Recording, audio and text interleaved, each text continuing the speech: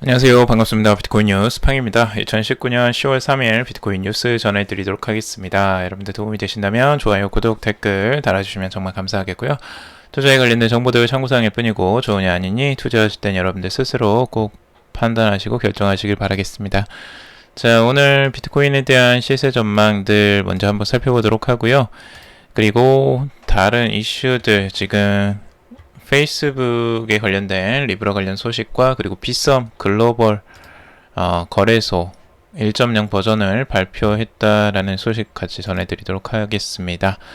다양한 소식들이 있으니까요. 기대해 주시고 바로 시작해 보도록 하겠습니다. 자, 우선은 비트코인 트레이더이자 분석가들의 분석 먼저 살펴보도록 할게요. 비트코인의 단기적인 전망들 먼저 이제 유리 비시코라는 닉네임을 쓰는 트레이더이자 분석가의 분석을 보도록 할 텐데요. 지금 현재 이 가격대에서 바라보는 목표 지점, 단기적인 목표 지점은 이제 8,800에서 9,000달러 선, 9,099달러 선을 저항선으로 지금 보고 있습니다. 그래서 위쪽으로 지금 상승이 단기적으로 나올 수 있겠지만 위쪽에 보면 강력한 이제 저항선이 기다리고 있다라는 거죠. 그래서 여기를 이제 셀존으로 보고 있는데, 이 셀존이라는 건 결국에 뭐 단기적인 트레이더 입장에서 셀존을 말하는 겁니다. 장기적인 투자자에게는 셀존이 아니겠죠.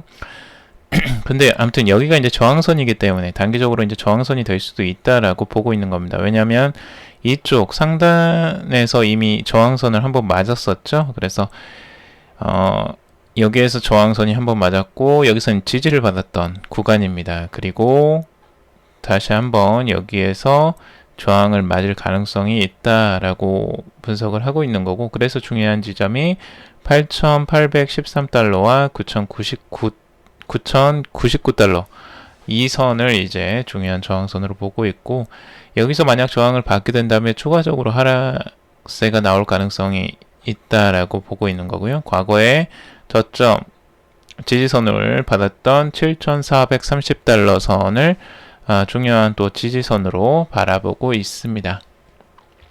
그래서 이거는 이제 단기적인 패턴만을 보는 거니까요. 장기적으로 투자하시는 분들은 이 부분을 이제 오해하지 않으셨으면 좋겠어요. 여기가 셀존이라고 해서 팔면 안 됩니다. 장기적으로 가시는 분들. 자, 그리고 인베스팅 스코프의 이제 분석인데요. 지금 이제 분석이 조금 재미난 부분이 이 과거에 이 패턴을 비교 분석하고 있어요. 이건 4시간 봉으로 지금 이제 바라본 거고 굉장히 단기적인 시야로 본 겁니다.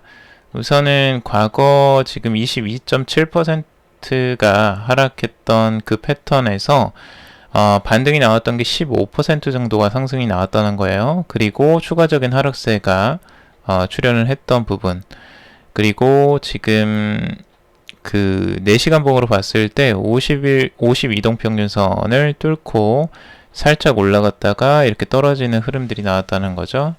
근데 이 흐름이 이제 비교 분석할 때 이제 비슷하게 나오고 있다라고 분석을 하고 있어요. 지금 현재는 26%가 지금 하락을 했고 26.04%, 그리고 지금 상승세가 반등이 15.06% 정도가 나오는 구간이 8,930달러 선입니다.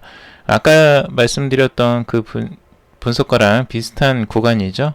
그래서 8,900달러 선을 이제 중요한 저항선으로 보고 있고, 이 저항선을 뚫지 못하면 하락세가 추가적으로 나올 가능성이 있다는 겁니다. 그래서 7,500에서 400 정도까지도 추가적으로 하락할 가능성들을 열어놓고 보고 있고, 만약 여기를 강하게 뚫고 올라간다,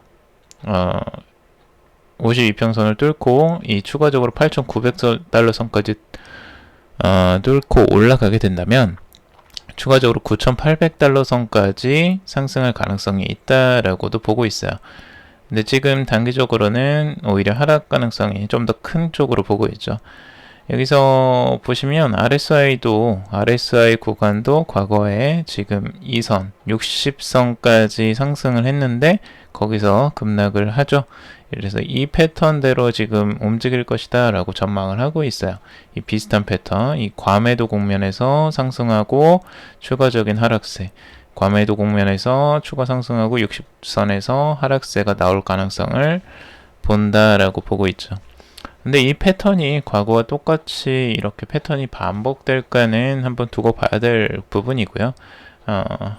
이 인베스팅 스코프의 이제 분석일 뿐이니까 참고 정도로만 봐주시면 좋을 것 같아요.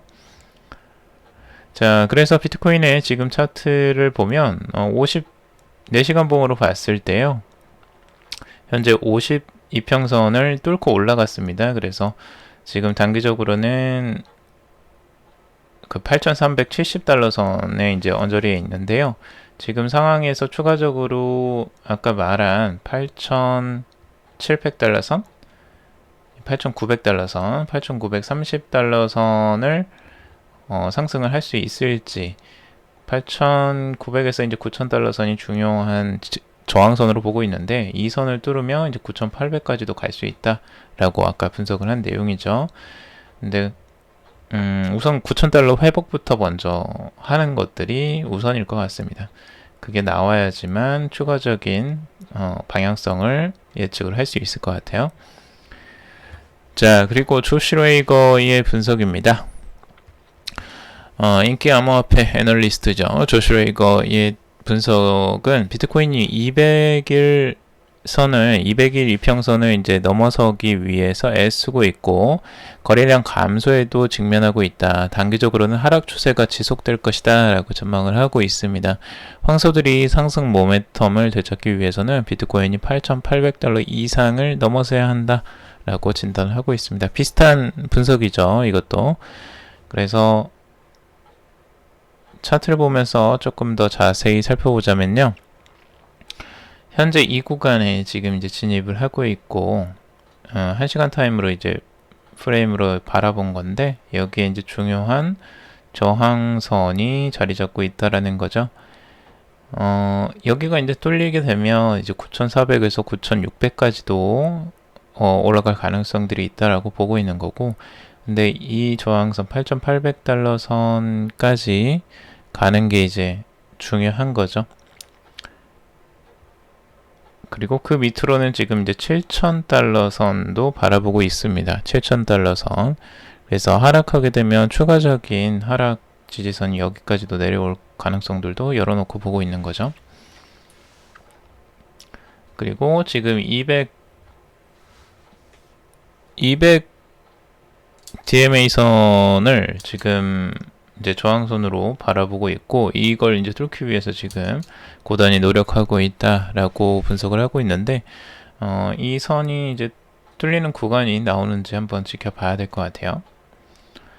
자, 그리고 비트코인은 장기적으로 7,800달러 선 지지 여부가 중요하고 곧 9,000달러 선을 회복할 것이다 라고 이제 분석한 분석가가 있는데 루크 마틴입니다. 루크 마틴. 벤처 코이니스트 소속 애널리스트인 루크 마틴이 비트코인은 장기적으로 7,800달러 선 지지 여부가 중요하다. 그리고 비트코인 차트는 현재 이전 지원 수준을 회복하고 있다는 것을 보여주고 있다. 그래서 곧 9,000달러 선을 회복할 것이다 라고 분석을 하고 있죠. 차트로 보자면 지금 현재 이 가격대에 반등이 나왔던 때의 그 차트고요. 퍼스트 타겟 지금 9,000달러 선이죠. 9,000달러를 회복할 것이다 라고 분석을 하고 있고 뭐 그 위에 선 지금 비슷하죠. 9,600에서 9,800달러 선 저항선으로 바라보고 있습니다. 그래서 1차 타깃이 여기가 될 것이다. 9,000달러 선이 될 것이다 라고 하는 분석입니다. 자, 그리고 페이스북 리브라 총괄 중대 혁신에는 종기 있는 파트너가 필요하다라고 이야기를 했는데요. 이 페이스북 리브라 총괄자가 왜 이런 이야기를 이제 했냐 하는 거죠. 갑자기 최근에 지금 페이스북 리브라가 6월에 이제 백서를 공개하고 각국 정부와 중앙은행의 이제 거센 반대에 부딪히고 있죠. 당초에 이제 예상했던 내년 초 론칭에 지금 어려움을 겪고 있는 과정이고, 이 어려움을 겪는 것들을 보면서 이제 리브라 협회에 진입했던, 리브라 협회에 지금 들어왔던 그 참여자들, 참여 의사를 밝혔던 파트너사들이 지금 속속들이 그 철회 의사를 밝히고 있습니다. 그러니까 여기 들어왔던 파트너사들 중에 이제 유명한 게 비자, 그리고 마스터, 그리고 페이팔, 우버, 뭐 전 세계 27개 기관으로 구성이 되어 있는데요. 2020년 상반기 내에 100여 개의 공동 참여 멤버를 합류시킬 계획이라고 밝혔는데, 최근에 월스트리트 저널에 따르면 비자, 마스터카드 등 리브라 주요 파트너사가 당국 정책기관의 조사 등을 우려해서 공개 지지를 거부했으며 리브라 참여 여부를 여전히 고민하고 있다라고 전하고 있습니다. 이렇게 이제 이야기를 하니까 여기에 대한 그 반발로 이야기를 하는 거죠. 지금 리브라 프로젝트를 총괄하는 데이비드 마커스 같은 경우는 2일날 자신의 트위터를 통해서 이제 중대한 변화에는 언제나 어려움이 따르며 용기가 필요하다. 이는 길고 긴 여정이 될 것이다. 리브라가 성공하기 위해서는 진정으로 응원해줄 수 있는 협력사가 필요하다. 리브라 협회의 첫 파트너가 수준에 확정될 것이다. 라고 말했다는 거죠. 이게 이제 페이스북 리브라의 지금 파트너사들을 모집했을 때에 저는 좀 문제점이 그거였다고 봐요. 그러니까 마케팅을 위해서 지금 협회에 들어오는 여러 가지 유명한 업체들을 많이 합류시켰어요. 근데 그 합류된 그 파트너사들이 생각보다 끈끈하지 않다는 거죠. 그렇게 강력한 파트너십을 가지고 있지 못하고 그냥 이름만 올리는, 그러니까 뭐 특별하게 계약서를 쓴 것도 아니고 뭐 강제 계약이 되어 있는 것도 아니기 때문에 쉽게 빠져나갈 수 있는 것이었다는 거죠. 그래서 뭐 여기에 참여할 의사가 있느냐 정도만 물어본 정도라서 누구나 쉽게 들어왔다가 쉽게 빠져나갈 수 있는 그런 협력사였기 때문에 이런 현상들이 일어나는 것 같아요. 그래서 지금 페이스북도 그 문제점을 충분히 인식을 하고 있는 것 같고, 거기에 대해서 이런 뭐 같이 이런 어려움을 이겨나가자 이렇게 이야기를 하고 있는데, 아무래도 지금 생각해 보시면 비자나 마스터카드예요. 이런 업체들이 엄청나게 굵직굵직한 업체들이고 지금 현재에도 돈을 잘 벌고 있고 큰 문제가 없어요. 근데 지금 페이스북의 리브라라는 프로젝트를 통해서 정부의 막 규제를 받게 되고 계속 불려다니고 막 이런 현상들이 일어나게 되면 그 리스크를 굳이 떠안으면서 이런 업체들이 들어오고 싶을까 하는 거죠. 그런 것들을 떠안을 정도로, 리스크를 떠안을 정도라면 지금 현재 굉장히 위기를 맞고 있거나 아니면 정말 큰 게 필요한 거죠. 어떤 큰 이득이. 근데 이제 그런 게 뚜렷하게 지금 보이지가 않으니까 비자나 마스터도 이제 그거에 대해서 한 발 뒤로 물러서는 형태를 지금 보여주고 있는 것이라고 보여져요. 그래서 지금 페이스북에 필요한 것들은 자신들이 조금 더 리스크를 떠안고 그 프로젝트를 우호적으로 만든 다음에 그 다음에 이제 비자나 마스터 같은 이런 협력사, 파트너사들의 협력을 그때서야 이끄는 게 중요하지 않을까. 그러니까 지금 어려운 일들을 같이 해나가자라기 하는 것보다는 어려운 일들을 이제 어느 정도 고비를 좀 넘고 나서 그 다음에 합류하지 않을까. 강력하게 그런 생각이 좀 들고요. 이런 어려움을 넘을 수 있는 파트너들은 굉장히 이제 모험심이 강하고 좀 IT 업계에 있는, 그리고 그런 리스크를 안을 수 있는 조그마한 업체들은 가능할 수 있겠죠. 하지만 이미 정착한 이런 비자나 마스터카드가 그거에 같이 합류해서 같이 가기는 좀 쉽지는 않을 것 같습니다. 자, 그리고 지금 빗썸에서 글로벌 1.0 버전을 이제 발표했다라고 하는데요.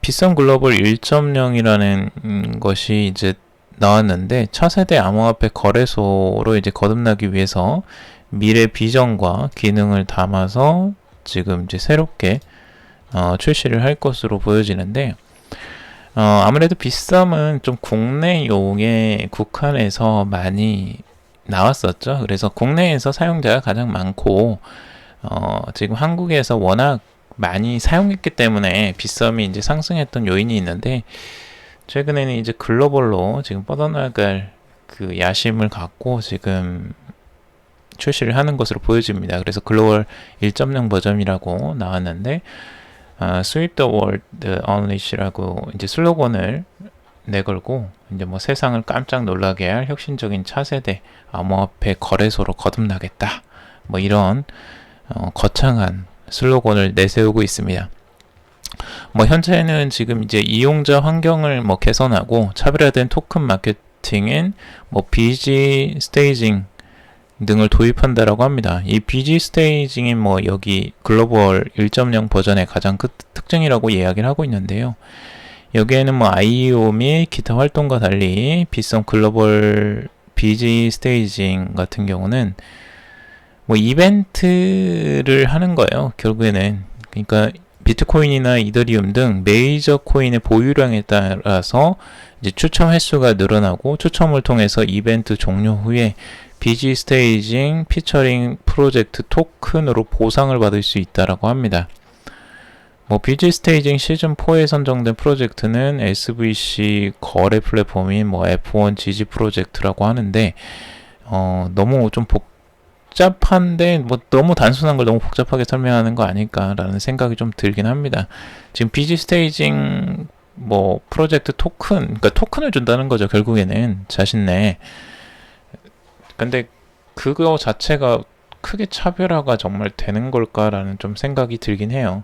지금 뭐 바이낸스 코인하고 좀 뭐 다른 부분이 있는 건가라는 생각이 좀 들기도 하고,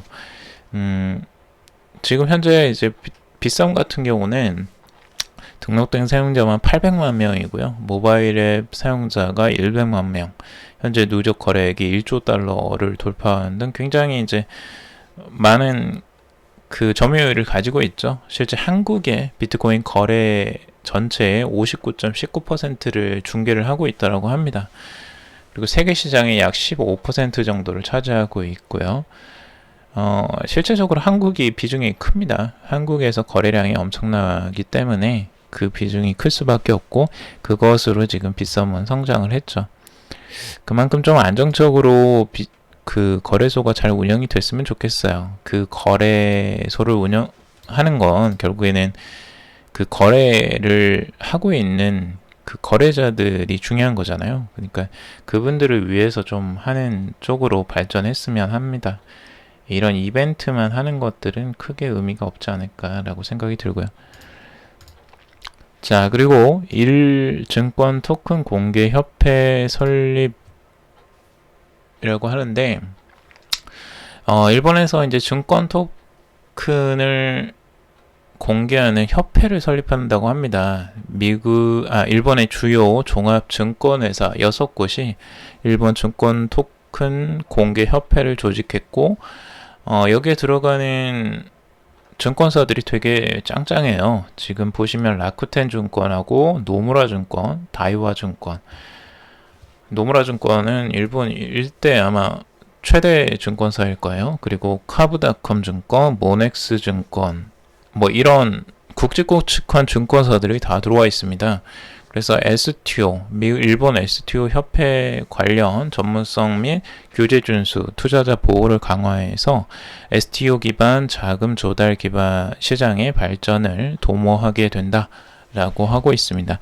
이 증권형 토큰이 그만큼 이제 중요하다는 겁니다. 증권사도 지금 관심을 갖고, 일본의 엄청난 굵직굵직한 이 증권사들이 여기에 참여를 한다는 건 결국에는 STO가 앞으로 주요 대세가 될 가능성들이 굉장히 크다라는 걸 인식하고 있는 거죠. 그리고 협회장에는 SBI 그룹의 키타오 요시타카가 회장을 맡았는데요. 이 사람은 SBI 그룹의 이제 회장이죠. 그리고 그 리플의 협력사 파트너사잖아요. 강력한 파트너사로서 엄청난 서포트를 지금 리플에 해주고 있는데, 이 업체들, 이 증권사들이 왜 STO에 이제 이렇게 관심을 갖고 뭐 협회까지 만들어서 이렇게 진행을 할까? 결국에는 STO가 주요 중심이 될 가능성, 앞으로 그 증권화 토큰이 굉장히 중요한 요소가 될 것으로, 다들 증권형 토큰이 이제 중요한 요소가 될 것으로 생각을 하는 거죠. 앞으로는 모든 자산들이 이제 증권형 토큰 방식으로 바뀔 가능성들을 염두에 두고 있는 거고요. 이게 이제 정부가 규제하기 전에 미리 규제 정책이나 이런 것들을 미리 만들고, ICO와는 다르게 이제 증권 토큰 발행과 거래가 법적으로 인정을 받을 것으로 예상을 하기 때문에 지금 이렇게 움직이고 있는 거죠. 그래서 앞으로 STO도 굉장히 우리가 주목해 봐야 될 것 중에 하나입니다. 앞으로 뭐 부동산이든 이런 것들이 대부분 토큰화 될 가능성이 굉장히 높습니다. 자, 그리고 운전면허증 이제 스마트폰에 담긴다라고 합니다. 내년에 출시를 한다고 하는데요. 이거 재미있어요. 지금 우리가 지금 현재 국내에서 운전면허증은 대부분 그 카드 형식으로 우리가 발급을 받아서 그걸 들고 다니고 있잖아요. 근데 이제 모바일 운전면허증 서비스가 나오는 겁니다. 여기에는 경찰청이 중심이 돼서 SK텔레콤, KT, LG U+, 등 통신 3사와 업무 협약을 체결하고 모바일 운전면허 확인 서비스를 추진한다고 합니다. 이제 통신 3사는 이제 본인 인증 어플리케이션 패스를 기반으로 서비스를 개발할 예정이라고 하고 있고요. QR코드나 바코드 형태로 표시되는 모바일 운전면허 확인 서비스는 기존 실물 운전면허증과 동일한 효력을 가진다고 합니다. 패스에 등록된 실물 운전면허증은 경찰청, 도로교통공단의 운전면허 정보 검증 시스템과 연동해서 실시간으로 사용자의 자격과 신원을 확인할 수 있다라고 하고 있어요. 굉장히 편리해지는 거죠. 우리가 지금 운전면허증 이제 들고 다닐 필요도 없는 거예요. 지갑에 굳이 운전면허증 안 들고 다니고 휴대폰에다가 그냥 운전면허증을 여러분들이 보관하실 수 있는 거죠. 개인적으로. 이 데이터는 블록체인을 기술을 이용하기 때문에 보안성도 굉장히 뛰어날 것이고, 통신사나 이런 쪽에 그런 운전면허 데이터를 저장하는 것도 아닙니다. 여러분들이 개인적으로 스마트폰에 보관하는 거고요. 굉장히 편리해지겠죠. 그래서 뭐 분실에 대한 위험성도 없어지는 거고요.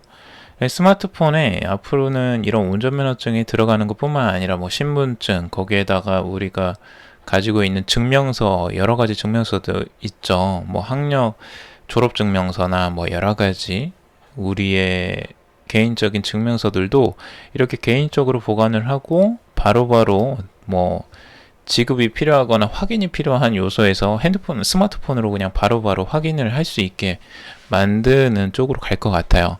이렇게 되면 우리가 지금 굉장히 혁신적으로 비용을 낮출 수가 있고, 앞으로 이제 이런 증명서를 떼러 다닐 필요도 없어지는 세상이 이제 올 것으로 보여집니다. 굉장히 획기적이고, 우리나라는 이런 쪽에서 확실히 빨라요. 좀 그 민원과 관련된 인터넷 사용률이 굉장히 높고, 앞으로 블록체인이 그런 활성화된 요소가 될 것으로 보여집니다.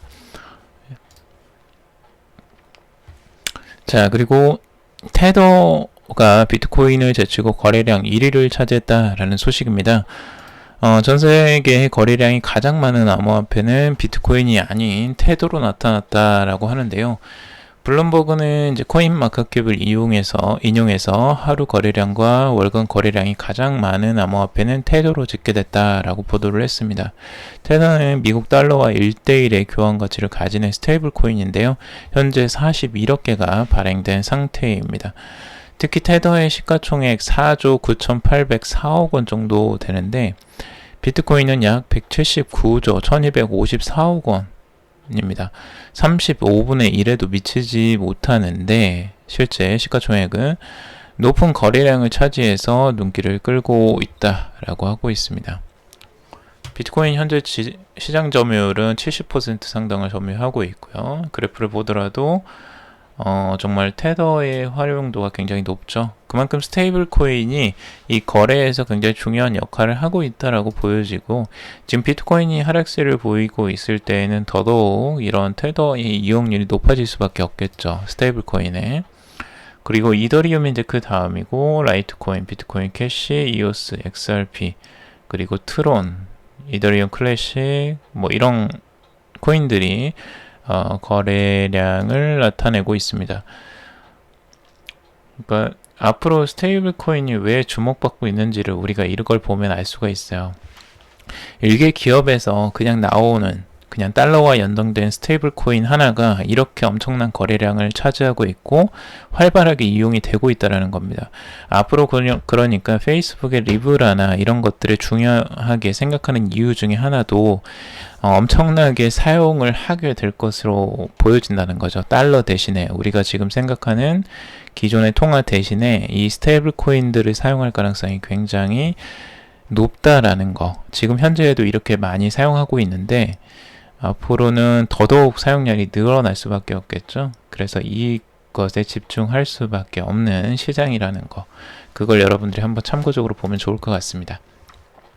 테더는 그렇게 문제가 많았는데도 이렇게 사용량이 높네요. 자, 오늘 여기까지 정리를 해봤습니다. 여러분들 좀 도움이 되셨길 바라고요. 도움이 되셨다면 좋아요, 구독, 댓글 달아주시면 감사하겠습니다. 투자에 관련된 정보들 참고사항일 뿐이고 좋으니 아니니 투자하실 땐 여러분들 스스로 꼭 비교하시고 판단하시길 바라겠습니다. 오늘도 들어주셔서 정말 감사합니다.